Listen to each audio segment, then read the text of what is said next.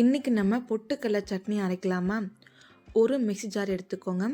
பாதி வெங்காயம் நீள நீளமாக கட் பண்ணி போட்டுக்கோங்க. கொஞ்சமாக இஞ்சி கொஞ்சம் கட் பண்ணி போட்டுக்கோங்க. ஒரு பூண்டு பல் எடுத்துக்கோங்க. சின்ன மூடி தேங்காய் கட் பண்ணி போட்டுக்கோங்க. இது கூடவே நம்ம 50 கிராம் அளவுக்கு பொட்டுக்கடலை எடுத்துக்கோங்க. இது கூடவே நம்ம காஞ்ச மிளகா காரத்துக்கு ஏற்ற மாதிரி கேஸில் சுட்டுறதுக்கப்புறம் ஆட் பண்ணிக்கோங்க. இப்போ கொஞ்சமாக கொத்தமல்லி ஆட் பண்ணிவிட்டு கூடவே சால்ட் ஆட் பண்ணிக்கோங்க. இப்போ நம்ம மூடி போட்டு நைஸாக அரைச்சிட்டு வந்துடலாங்க.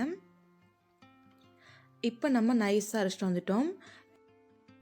இப்போ நம்ம ஒரு பவுலுக்கு மாற்றிக்கலாங்க. உங்களுக்கு தண்ணி எந்த அளவுக்கு தேவையோ அந்த அளவுக்கு நீங்கள் தண்ணி ஆட் பண்ணிக்கலாங்க. இப்போ நம்ம தாளிச்சிடலாங்க.